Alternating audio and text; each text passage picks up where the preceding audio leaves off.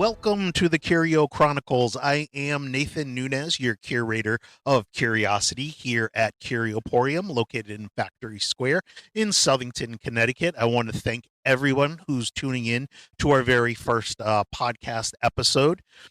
Just thought I'd at first kind of just lay down some ground rules of kind of what this podcast is, what to expect. There's a couple things. I want everyone who's listening, or if you're watching the video of this, there's three important things you need to know that I am really striving to do. Definitely in the last couple of years is to one, be authentic, two, to be honest, and three, to be vulnerable. I think these three things for myself have changed the course of my life. Very much so through a lot of therapy work this last 5 years. I'm very close to my therapist. There's been a lot of things that have occurred in my life. I'm a regular person like everybody else. I have a wife, kids, family. I just happen to be a business owner, and I just happen to own and create this crazy place called Curioporium, which in my mind isn't crazy, but I know how it seems to everybody else.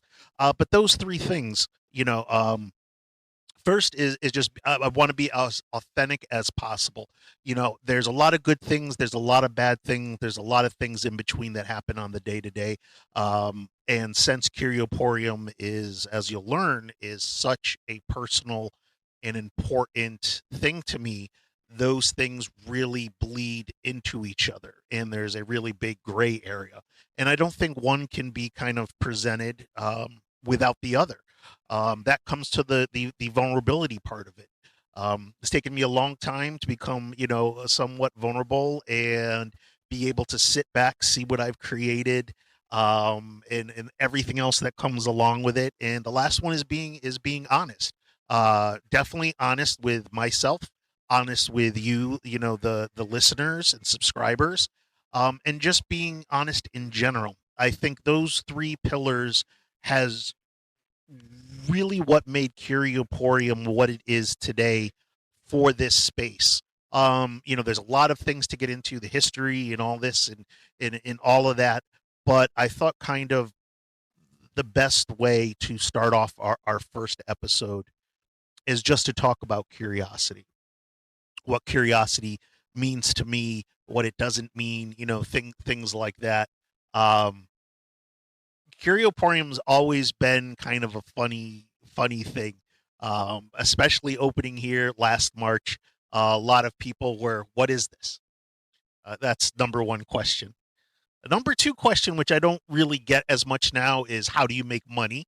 Um, it's become not as prevalent as it was when I first opened. Um, but those are just like some of those initial questions. But all those questions really don't matter at all.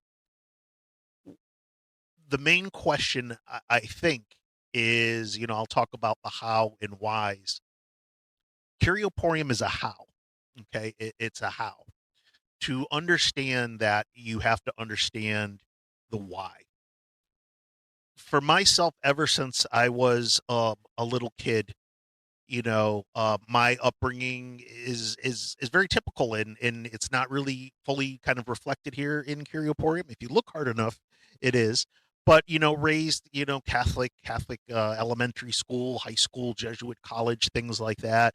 Yes, came from a broken home, et cetera, et cetera, et cetera. But the one thing I can always remember is kind of this sense that I had of otherness, of just other things there that I just couldn't grasp. I just couldn't see, no matter how much I read, movies I watched. There was just something that was kind of, I was always trying to touch, but it was just a little bit intangible. And it led me down a lot of different roads from when I was younger to college years, when I was a young adult. Theater, writing, creativity is basically at the base of it. But there was always just this nature kind of about me, of building, of exploring the backwoods in New Britain of my mother's house when I went to visit her, and just imagining these other realms and worlds. And I just had this kind of insatiable curiosity of what was behind the corner. What's then it was like, what's the deeper meaning to this, and how can I expand things more? So these really stayed with me throughout all my life, and really within the last couple years have I only been able to give like a real form to them and words to them.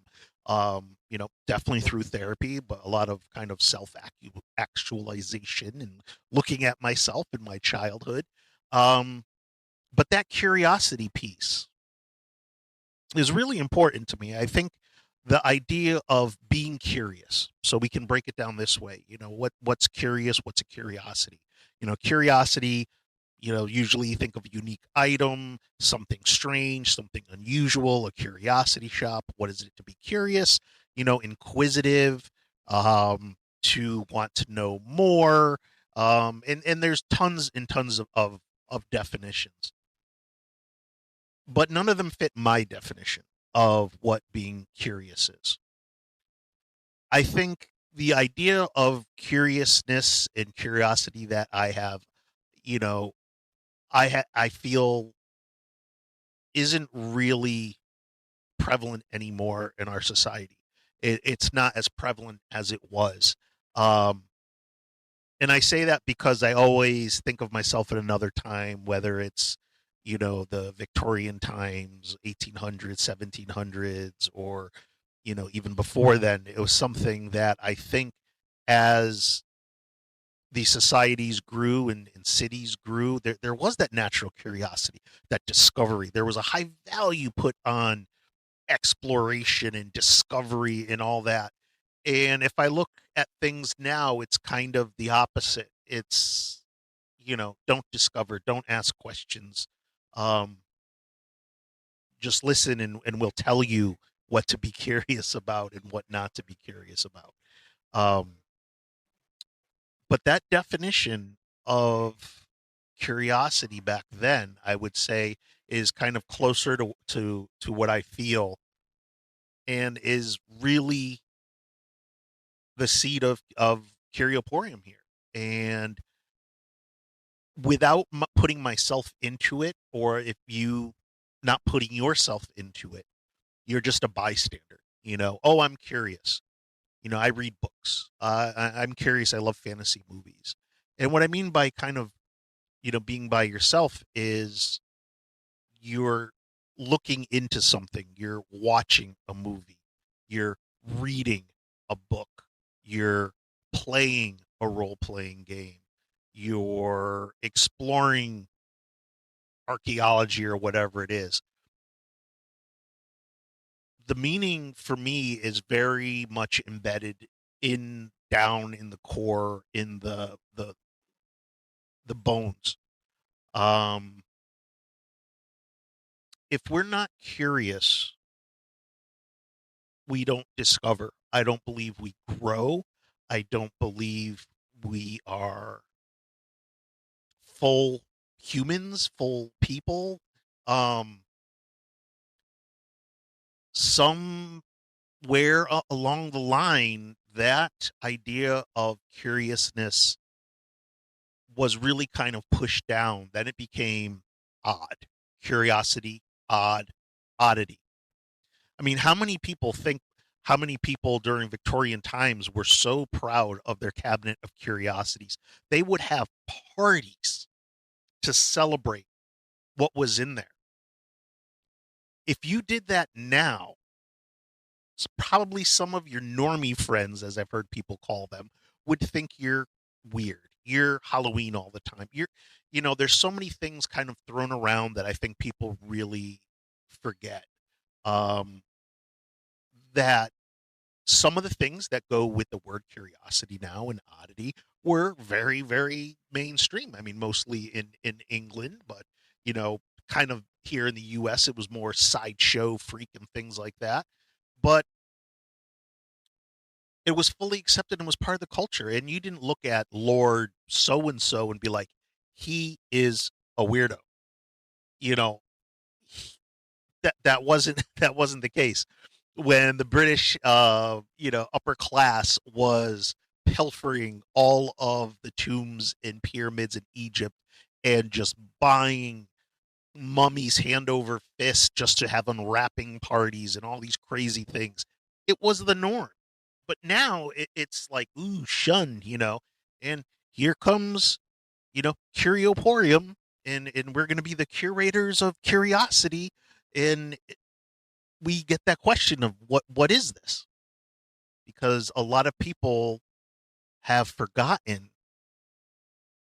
what being curious is all about. I think as adults, I'm 50 years old, forgetting that time when you were a child and your innocence and things like that before you really started formulating your thoughts and everything. I have a 7-year old and I can see the evolution of her curiousness, but then now I can see it waning a little bit. The social media, the things like that, it starts to bring it down some. And it is a shame. And for a long, long time, I tried to, fit my round self round self into a square hole, and not really just let it all out. And what I mean by that is just being, again, authentically myself. um and really the best way I saw to do that for myself was Curioporium and what I call a curiosity shop. um this is my definition of a curiosity shop for me. Every single thing in here has a meaning. Every single thing in here has a reason for being here. Um, it's very much set up like the inside of my head. It's like very much a psychological study on how messed up sometimes I am. We have, the section of childhood, the section of, analytical, the section of everything in it. And if you could cut off the roof of this building and look down, you'd see it segmented like that. And not a lot of people notice that. And that's again by design. The opening of Curioporium here a year ago was not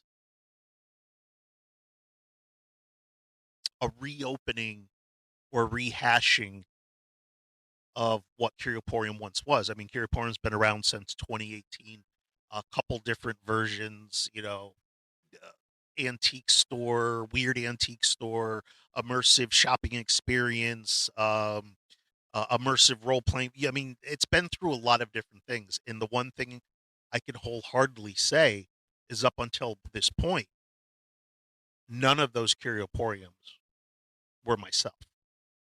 They may have been a part, but they weren't myself. And the reason because I wasn't being honest with myself.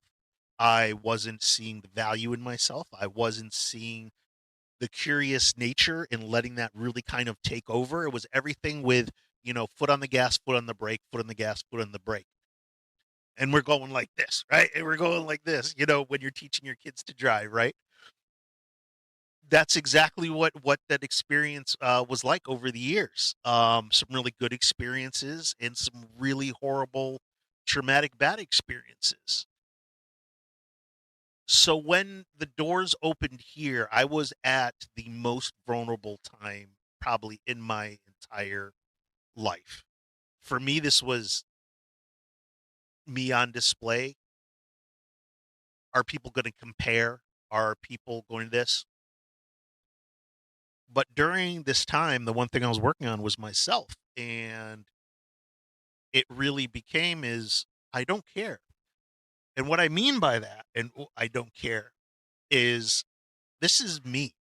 This is fully, wholly, unapologetically me as a person being on display in the format of a weird curiosity shop, or whatever you'd like to call it. I'll still call it a curiosity shop.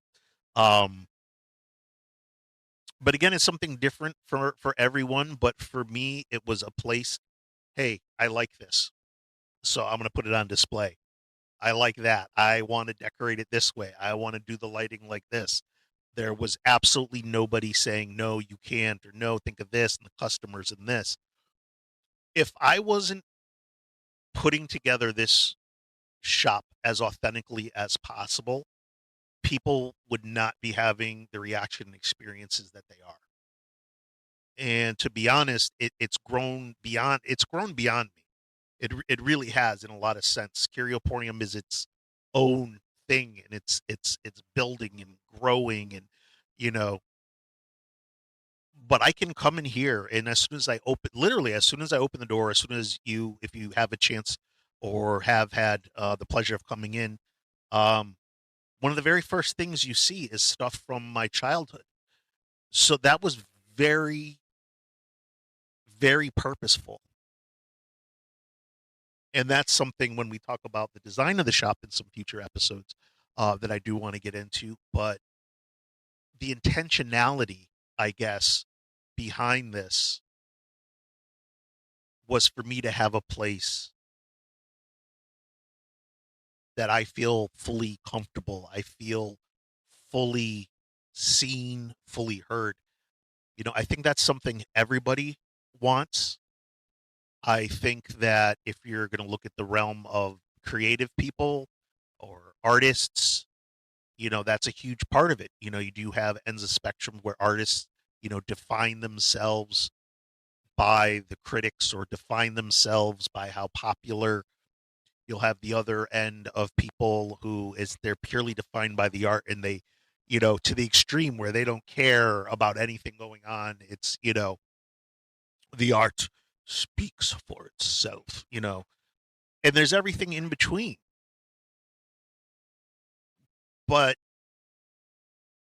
I always feel that there has to be a balance, and trying to get that balance here is very important because you can come in here for one thing and leave with another. You could come in here with a preconceived notion, but you come in here with the curiousness.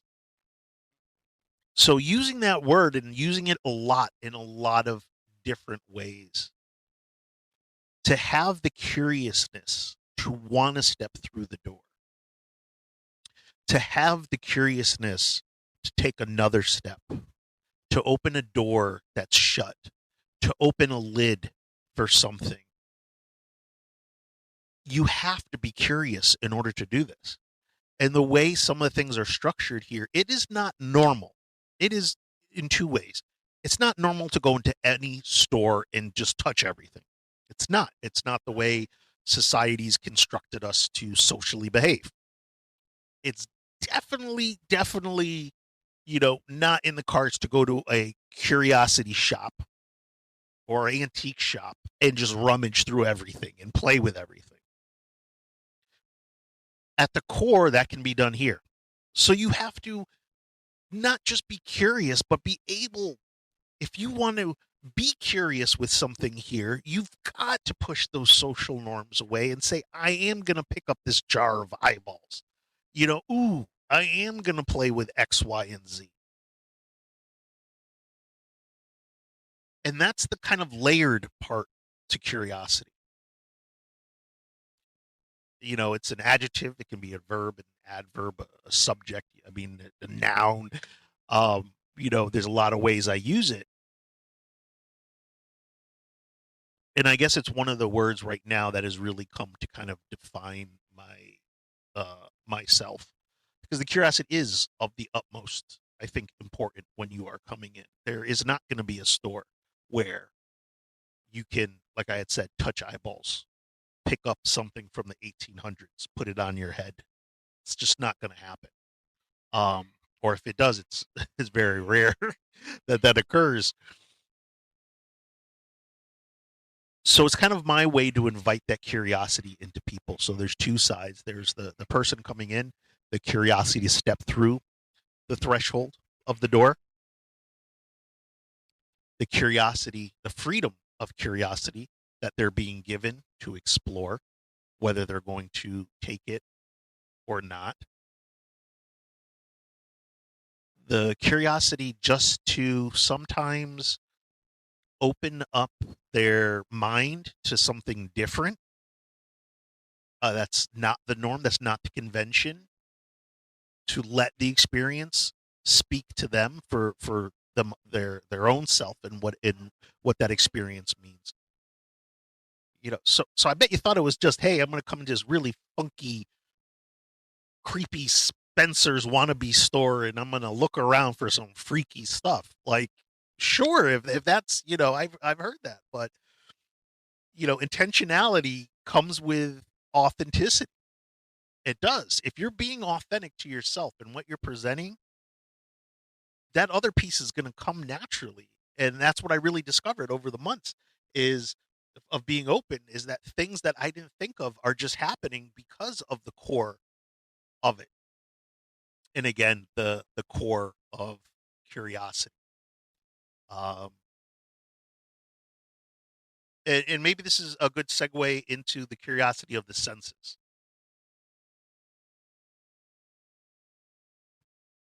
Curiosity can be seen, curiosity can be heard, curiosity can be touched, curiosity can be smelled. And coming in, you are literally getting all of those. And I would argue you're getting one more that you don't know you're getting.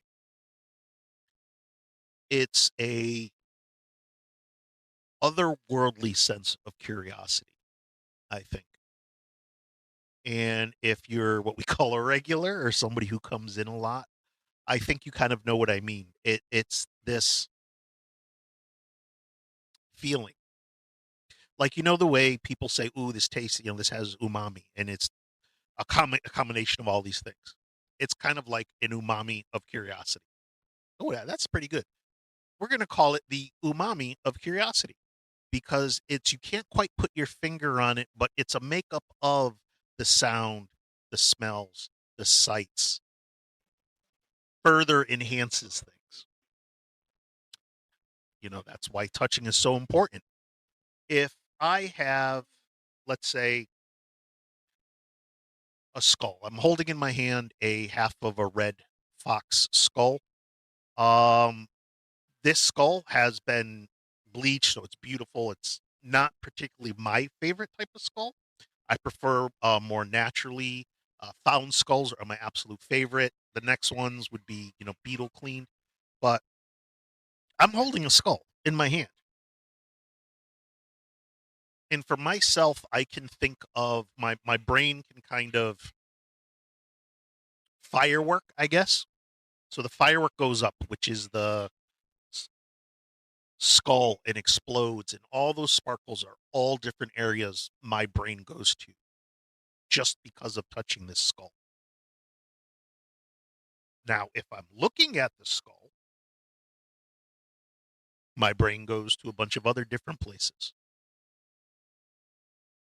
And I strongly believe it's that tactile feeling that is so important that binds it's primal, right? Touching, it's primal. But when you're in kind of environment like this and you see that skull, or okay, this says this coin is from 1853. There is going to be a huge world of difference from holding that coin in a plastic case and looking at it and actually getting to rub it, smell it. I'm talking about value, and is it like that's a whole different thing. I'm talking about where does that coin put your mind? Does it trigger something that opens your mind? So now when you get to the next thing that's around the corner, you're more open to receive it? Are you more curious? Are you less curious? I mean, we have that too. People come in and they go right out. But that idea of sense plus that umami of curiosity is the real full experience. So that umami of curiosity is when you get the full experience. When the music Same soundtrack's been playing for a year. Um, when it's been designed with the lights and everything, because if you sit and you are quiet and still, they should become indistinguishable from each other. And by what I mean is, uh, let's take some paints. You take two different color paints, they're sitting next to each other, they're independent, they have their own feelings, whether, let's say, blue and red. And you can derive feelings from each color. But then when you put them together, of course, they make a new color. They become indistinguishable from the two original colors. So I mean, that's one of the things of, when there was nothing here and I was sitting here on the floor wondering about this stuff. That's kind of what goes into it. And again, it was the curiosity of, can it be done in such a way to elicit or want to elicit these emotions? Because, people are all different when they come in here. But that kernel of curiosity, see, has now entered not just an idea, it's something physical, something you can smell, something you can hear. Look, what is this music? It makes me feel this way. What is that smell? Is it a certain type of incense? It's making me feel XYZ. I want to know more. And that's really when these doors opened in March of last year started to happen. There was the weeks of me saying, "Oh my God, people are coming in. I can hear them. I can hear what they're saying." You know, um,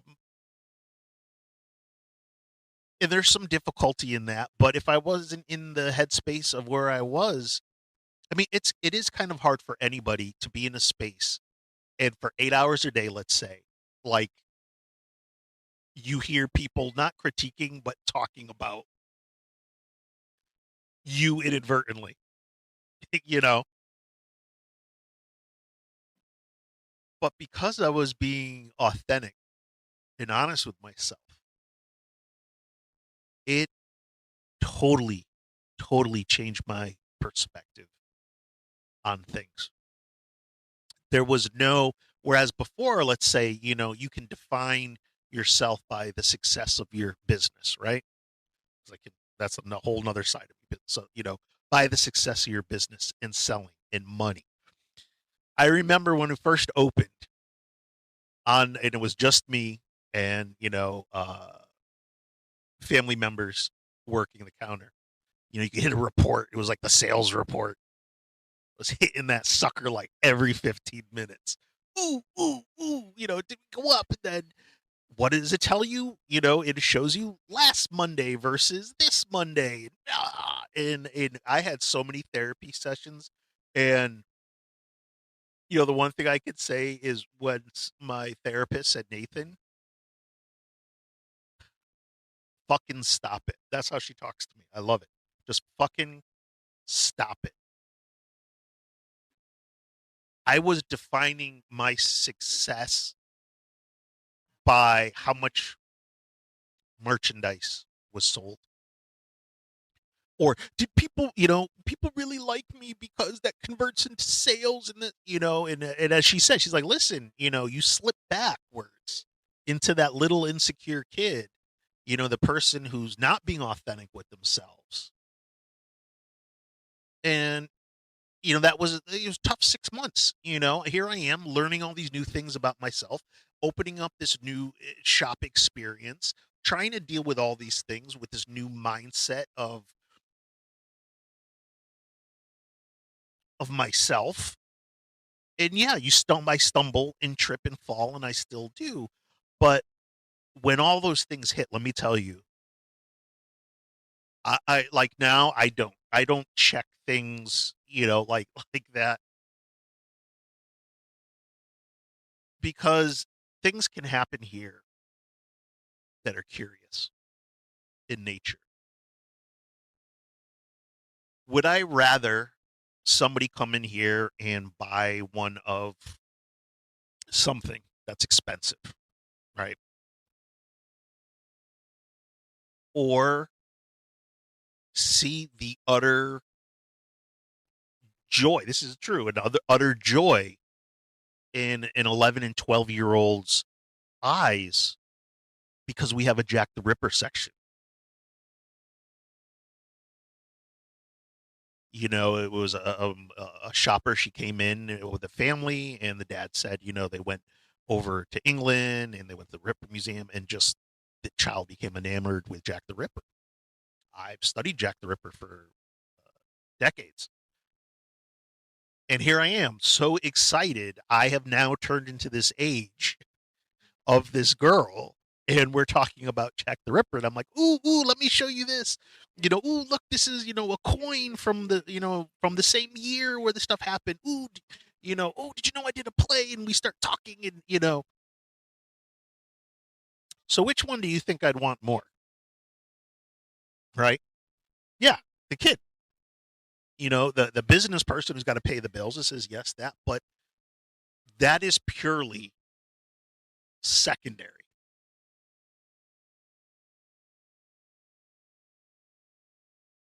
That first, that kid is the primary. And I say that because that's why Curioporium's like this. That's really why I opened it.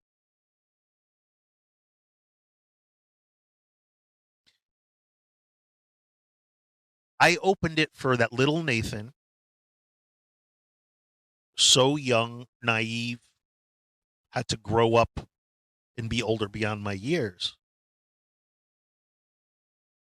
for him, for his curiosity. His curiosity that for some reason, as I grew up, as I did, I kept.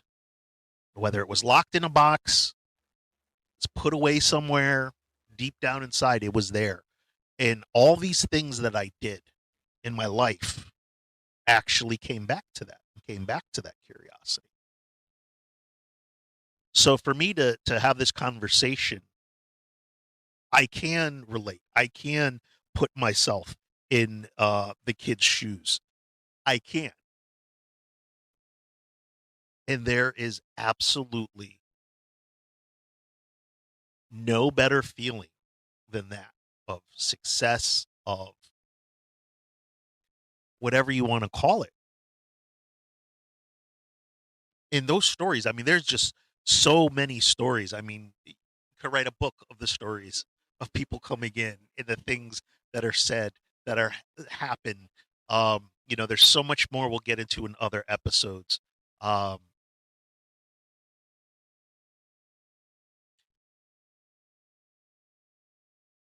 as we kind of wind down here,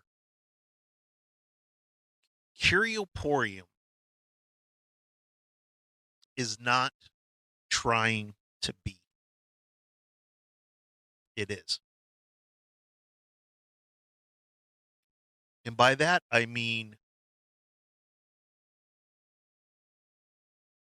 by being authentic, by having authentic people working.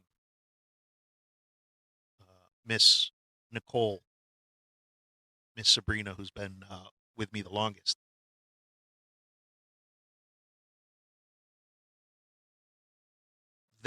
That's just that's just what Curioporium is. It's.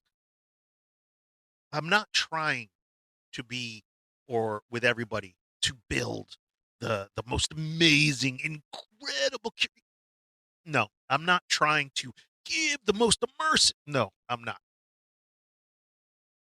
I am just trying to give a place that hopefully when people come in, they leave, is going to live beyond that. It's not just, wow, that was a really good experience. Oh, that was pretty cool. That is my hope.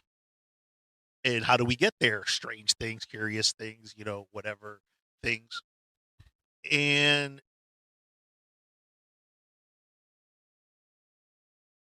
for where Curioporium is right now, I think the idea of curiosity has really started to take hold. People are understanding it more. Some people say, "Oh, so this is what being curious is." Because like I had said earlier, it's, sometimes we stop being curious and asking those questions. But when you see a baby doll here that's old, vintage, splattered with blood, you're going to ask some questions. Who the hell, what, this is, what? Those questions, those reactions, that's a crack in that wall, in that social armor that we've constructed to be this way or that way. I'm only a freak behind doors. Oh, I keep this stuff in my basement. you know it's more prevalent than people know, and it's, whether it's normified, whatever people, you know you can call it whatever you like. Just don't call me Shirley. No, never mind. Bad joke. um I have seen things that I never thought were going to be possible when opening the doors here, in the conversations, and not it just being a shop and being an entertainment, something for shock value. That's the reason why we're open 7 days a week.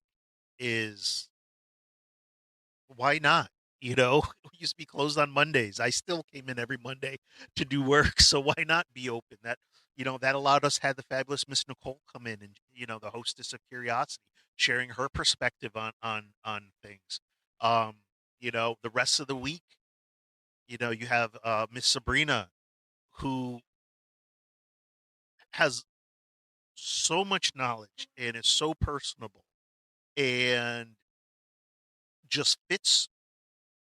See, I won't say fits right in, because that kind of denotes something with the person that they have to fit in.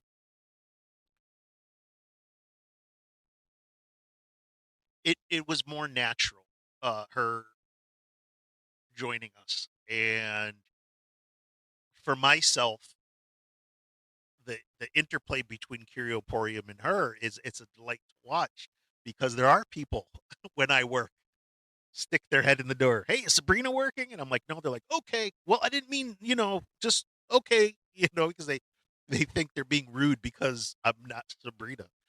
Um, no, that's the other thing. If Sabrina's here, you're going to get a different Curioporium experience than, if I'm here. But it doesn't matter which one of us is here. Is the cool part. And I think, as time goes on, this is like Miss Nicole's third Monday. That's going to be the same for her.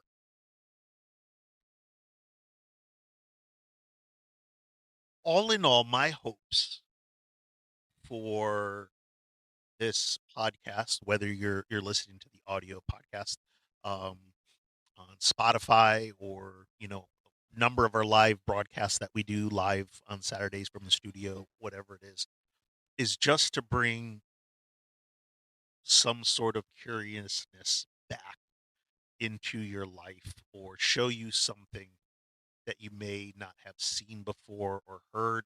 This isn't about telling ghost stories or bringing in haunted items, and it's not about those. There's tons of great podcasts that do that every week, but for me, I like telling stories, but that's not really why I want to do this. It's not to come on here and say, "Hey, we got this new merchandise coming in tomorrow," and blah blah blah. No, it's to be authentic as possible with people. and I'm just using curiosity as a way to do that. So there will be guests, there will be people that around this realm, um, but for the most part, I think it's just kind of like an adventure of curiosity between myself and you, the listener.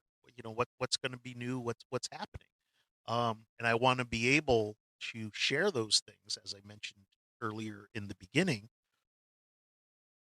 the whole spectrum of curiosity. Look, we coined a new word. Well, not a new word, a new phrase, I guess.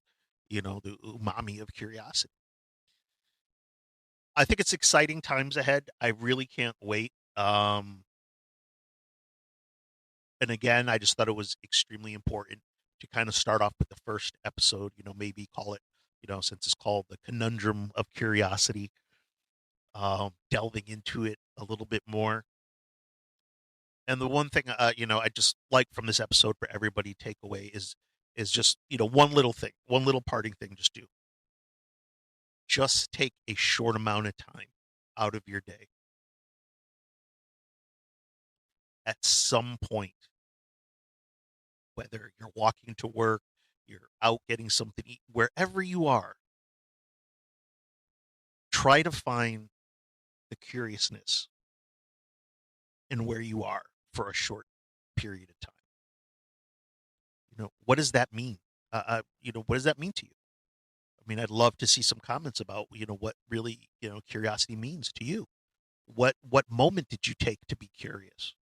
Was it an action, discovering something? Really, what was it? Just something.